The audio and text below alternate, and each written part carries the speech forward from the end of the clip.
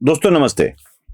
Bharatiya Janata party के मुंबई इकाई के अध्यक्ष अमित साटम, इन्होंने अपने पहले कार्यक्रम में एक बात कही थी। वो थी, अगर हम इकट्ठा नहीं हुए तो मुंबई का मेयर कोई खान हो सकता है। सीधी बात थी कि अगर मुंबई ठाकरे और कांग्रेस के हाथ में चली गई तो मुंबई के महापौर पद पर कोई मुस्लिम व्यक्ति बैठ सकता है। अब ये बात उन्होंने क्यों कही थी और क्या भारतीय जनता पार्टी एवं उनके सहयोगी दलों के हाथ में सत्ता आने के बाद क्या मुसलमानों का साथ ले लिया जाएगा या नहीं लिया जाएगा? दोस्तों, मैं आपको बता दूं, मुझे इससे पहले बिहार की एक स्थिति आपके सामने रखनी है। बिहार में जब भारतीय जनता पार्टी सशक्त नहीं थी तब क्या हो रहा था और जब सशक्त बन गई है तब क्या हो रहा है। 2015 के बिहार विधानसभा के चुनाव में 243 विधानसभा में से लगभग 24 विधायक ऐसे चुनकर आए थे जो मुसलमान थे। मैं 2015 की बात कर रहा हूं। 2015 में बिहार विधानसभा में लगभग 24 मुस्लिम विधायक चुनकर आए थे। इसका मतलब है 243 में 24 कितना परसेंटेज होता है, देख लीजिए कितने लोग चुनकर आए थे। यह स्थिति बदली 2019 में चुनाव हुए। भारतीय जनता पार्टी सशक्त होती जा रही थी और 2019 के 20 के चुनाव में वही मुस्लिम विधायकों की संख्या 19 तक सिमट गई। मतलब लगभग 5 मुस्लिम विधायक भारतीय जनता पार्टी के यश के बाद कम हो गए। अब यह 5 वाली संख्या जो कम लगती है, यह बहुत बड़ी संख्या है, यह भी देख लीजिए। फिर 2025 में आधे भी ना रहे, 11 लोग चुनकर आ गए और उसमें सबसे अधिक संख्या AIMIM की है और उसके बाद कांग्रेस और JDU में ये बटे हुए हैं। मतलब 2-3 इधर के, 2-3 उधर के और बाकी AIMIM के। लगभग 11 विधायक चुनकर आए हैं। जो 2015 में 24 थे वो 10 साल में 2025 में 11 तक आ गए हैं। बिहार की जनता, बिहार का हिंदू जब इकट्ठा हो जाता है तब मुसलमान विधायकों की संख्या को वो 11 तक लेकर आता है और यह बात आपके सामने बिहार के चुनाव ने स्पष्ट तौर पर रख दी है। अब आते हैं अमित साटम की बयान की तरफ। अमित साटम वही बयान क्यों कर रहे थे? क्या ऐसी स्थिति मुंबई में है? अमित साटम के इस बयान को समझने के लिए हमें थोड़ा पीछे जाना पड़ेगा।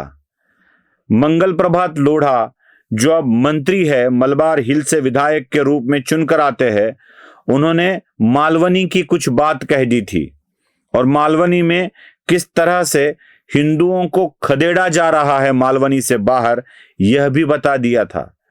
उसके बाद राज ठाकरे ने भी कई ऑब्जेक्शंस लिए थे और एक दरगाह को बीच समंदर से हटाने की मांग की थी।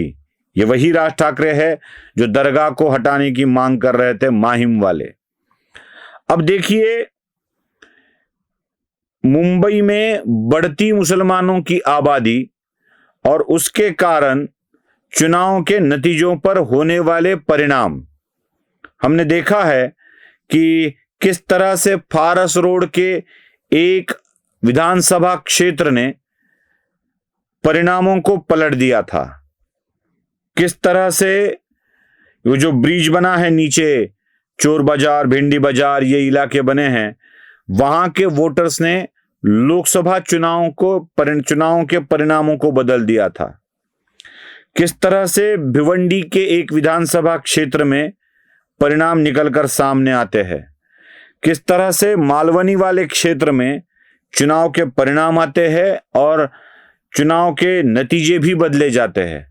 किस तरह से मालेगांव में हुआ यह भी हमने देखा। अगर मुंबई का हिंदू बट जाए, क्योंकि अक्सर हिंदू हिंदू की तरह से वोट नहीं करता है, वो जातियों में बटा रहता है, वो जातियों की बात करता है।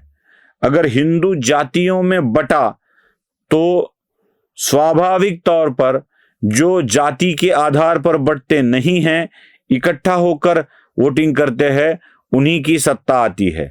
यह लोकसभा में हमने देखा। अब अमित साटम ने यह इसलिए कहा कि उन्हें पता है कि अगर हिंदू बटेगा तो, मैं कटेगा बिटेगा ये बात नहीं कहूंगा, हिंदू अगर बटेगा तो स्वाभाविक तौर से कांग्रेस और यूबीटी का भला होगा। यूबीटी और कांग्रेस का भला होता है तो उनके लिए मुसलमानों का अनुनय करने के लिए मेयर पद पर किसी मुसलमान को ही बिठाना पड़ेगा। और जब मुंबई का मेयर कोई मुसलमान होगा तो मुंबई की स्थिति मुसलमानों के लिए अनुकूल हो जाएगी, और अनुकूल जब होगी तब हिंदुओं के हालात क्या होंगे ये हम भली भांति जानते हैं।